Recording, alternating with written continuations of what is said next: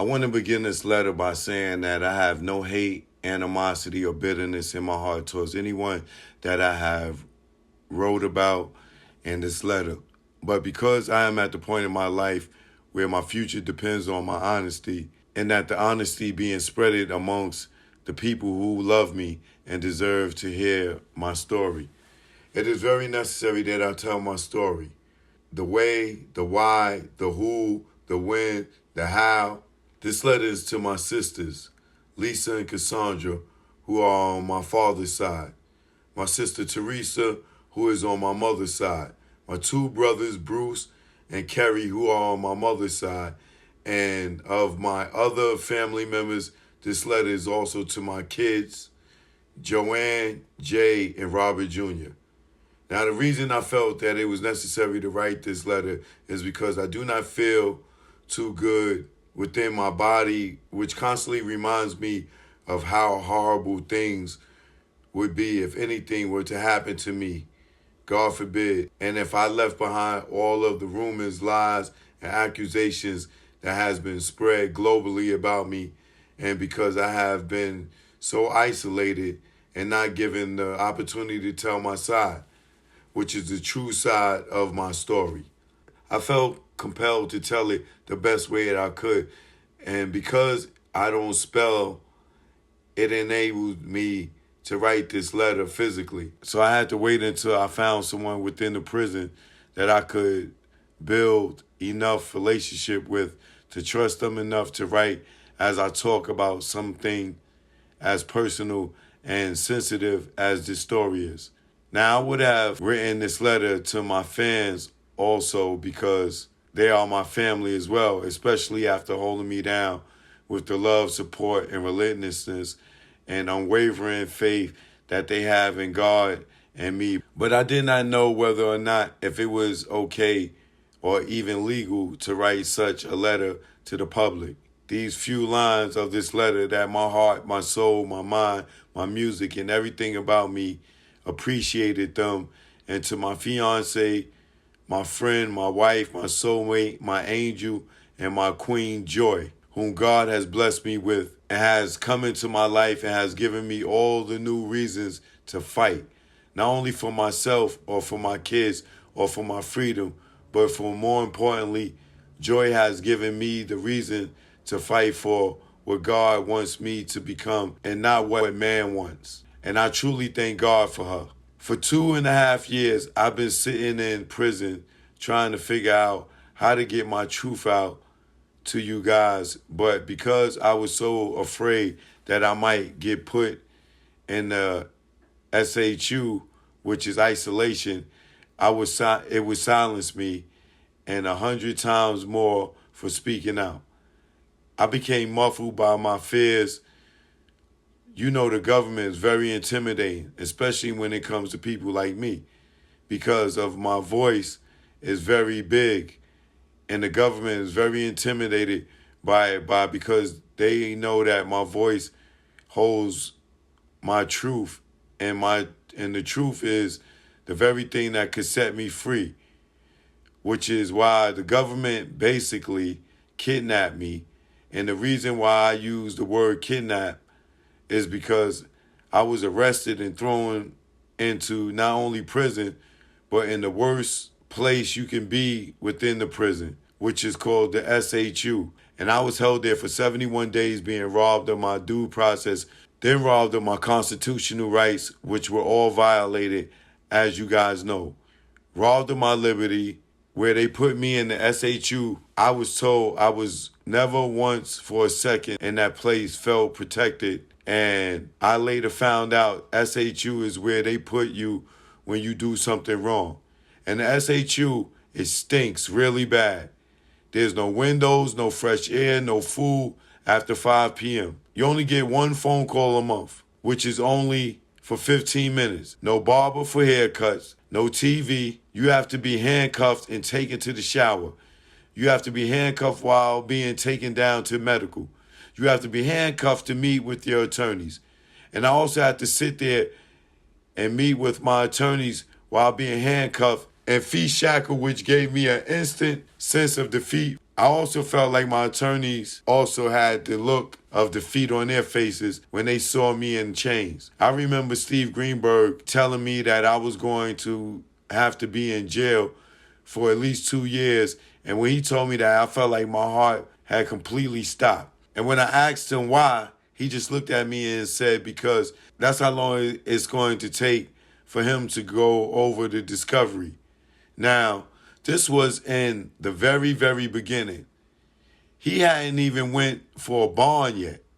But I was so green, I know nothing about how the federal court system process worked. And the way he said it to me and how he looked at me when he said it, it felt like he was going to say I had to be there for just 2 days. It was like no big deal. And I know then that I was in for a long, dark ride and I didn't know what to do about it because I was just stuck and my mind was gone. And I was just trying to pull myself together because I knew if I had fallen apart, then there would be nothing for you guys, Joy, my family, and fans to fight for.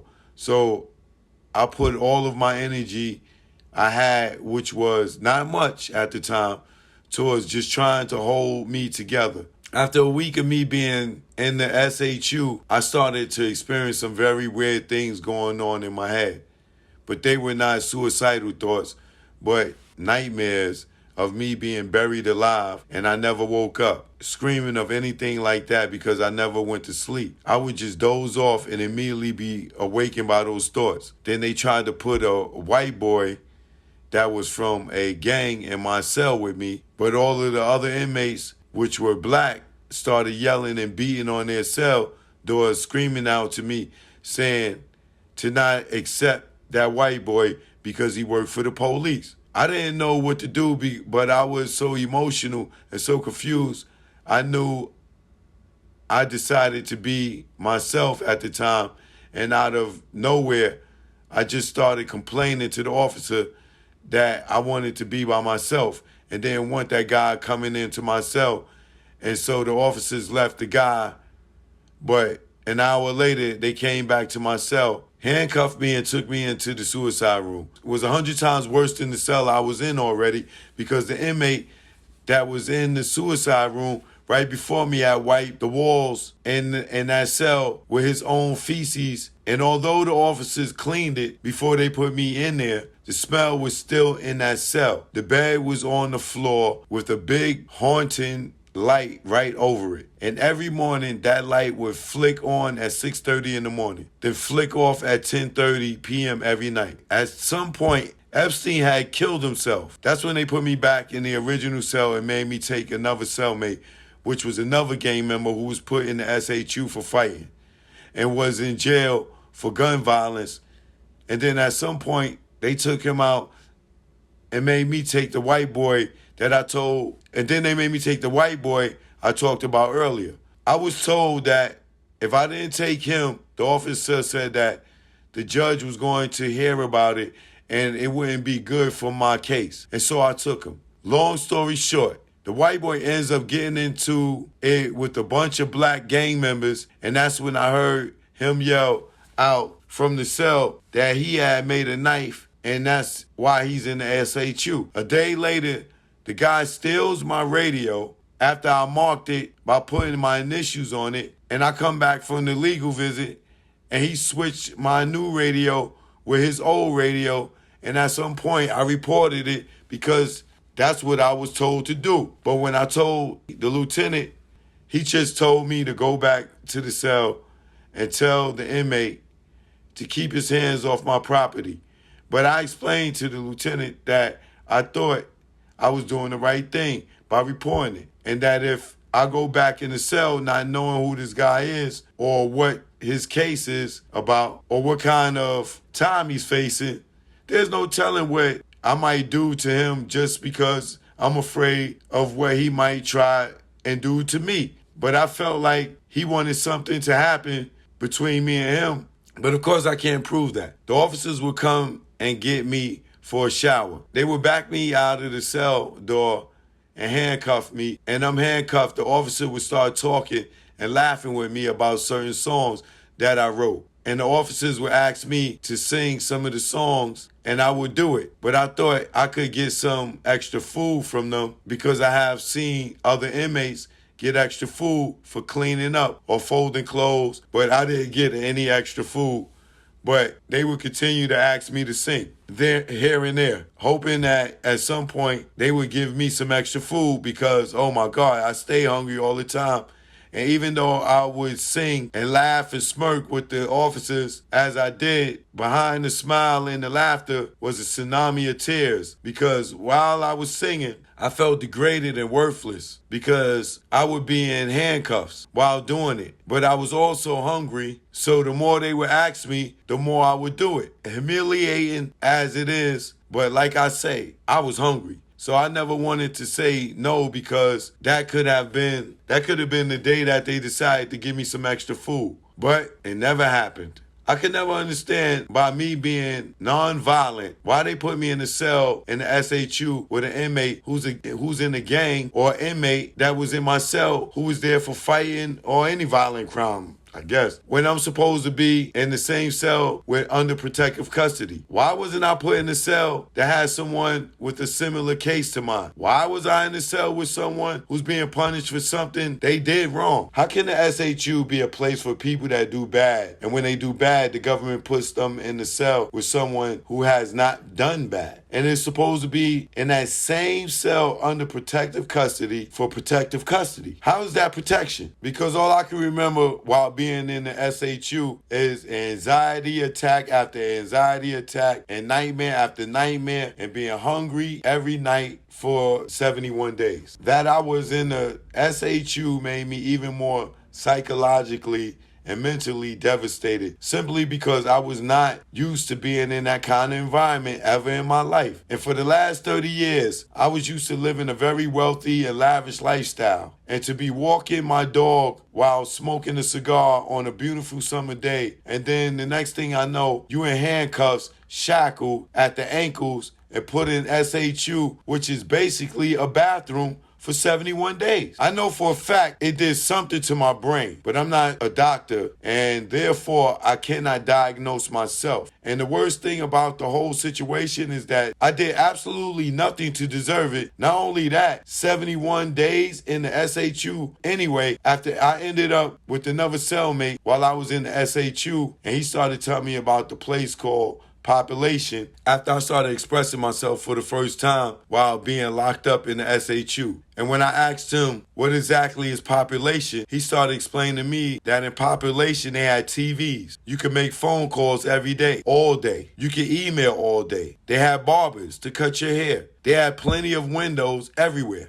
You could actually see people, traffic in the city, and you could go to the rooftop where there was outside basketball and soccer. He also told me that you never had to be handcuffed when you meet your attorneys or go to medical or when you take a shower, or you could take a shower anytime you want to. Then he started telling me about commissary, which I have never heard of, that they had that before. He said commissary is where you could order food like mackerel, crackers, rice, coffee, and creamer and sugar. You could order sausage, noodles, MP3 players to listen to your music, and you could eat whenever you wanted to throughout the whole day. And I'm not going to lie. I had been in this SHU all that time without these things, and it felt like he was describing heaven to me. And when I talked to my attorney, I was so upset. I explained the difference between Population and what he told me the prison had called protective custody, because I had been telling him for weeks, how I needed food, fresh air, and all the other things that I found out they had in Population. But it had just seemed no one wanted me out of SHU. And it felt like to me that the MCC didn't want me in Population because I would be able to communicate on the phones, computers, and more legal visits. And I believe Steve Greenberg didn't want me out of the SHU because he wanted me to be isolated so that I couldn't have no control or the resources to confine in other legal advice. But I couldn't take it anymore because I felt like I was going to die in the SHU. So I demanded that he make sure I come out of the SHU and get into Population. And even though Steve, along with some of the lieutenants there took a while to make it happen. After 71 horrible and inhumane, agonizing, humiliating, and most of all, traumatizing days and nights spent in SHU, I was finally brought to population.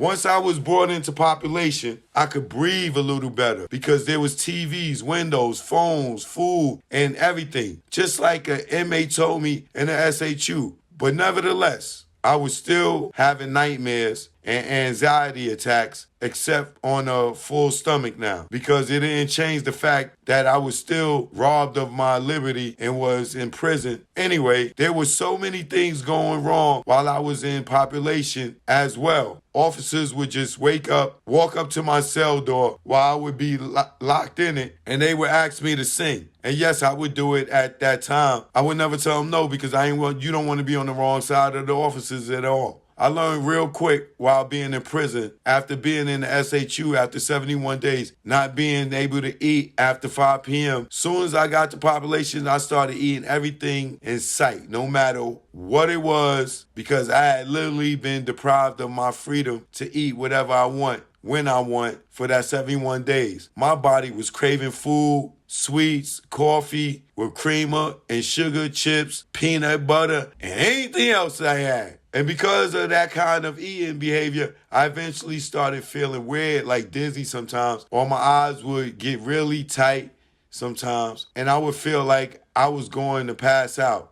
Now, all of this is happening, and at the same time, COVID had broken out. It was in the MCC jail, and inmates were getting infected left and right. And that's when they held back my medical records and didn't tell me that I was a point away from having diabetes, and I was at high risk. And the government held my medical records back because my attorneys were going for a bond at the time, and the government didn't want my attorneys, nor the judge to know about the diabetes because I could have gotten bailed out of compassionate release because of COVID-19. So while my attorneys were in court arguing the bond, that's when I found out about the diabetes and me being at high risk. The reason I know that the government held the information back is because the medical gave me the information, and the same day my attorneys were already in court arguing the bond. And when they gave me the medical records, it said the date of when the results came back, and the date was stamped and being a month prior to when they had just given it to me, which means it took a whole freaking month for a medical, which was 4 floors down from me, to let me know about my test results, allowing me to continue to eat sweets and all kind of bad foods, not working out or anything, just so they could store my medical information so that my attorneys couldn't add the fact that I was a high risk and 1 point away from being a diabetic, which could have helped the judge decision and me getting a bond. But the time I got the information to my attorneys, it was too late. The judge had already denied me bond, but I told my attorneys to put it in for another one right away because COVID was spreading through the jail like a wildfire. So they did file another motion, and the judge denied me bond again because she said that I did not actually have diabetes and I was just a point away from having it. So the doctor told me he put in the computer for me to get special meals from now on. And that's for people that are pre-diabetic. And as time would go by, I went back to medical again. The doctor would notice right away that I had gotten bigger in my weight. And I would let him know that I have yet to receive the healthy food that he prescribed, and he would put it in the computer again. And whenever I would go back to the doctor, which was every other month, he would go through the same thing. And that is me telling the doctor that I still haven't received the healthy food. Now, I even told him at one point that I had seen other inmates getting it. Nevertheless, I've been locked up for 2.5 years and still have not received a healthy meal. And I'm 100% sure that my medical records are in the BOP system and they should know everything about my health. And nothing is being done. Bottom line is, because I never received the healthy meals and because they held my medical information back from me for a whole month, which I could have started to eat better, I could have at least tried to do some kind of exercise. I ended up being diagnosed with type 2 diabetes. We here now.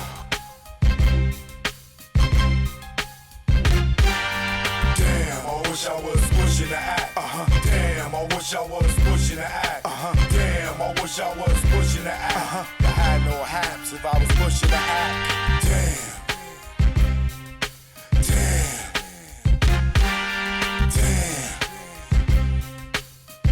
I wish I was pushing the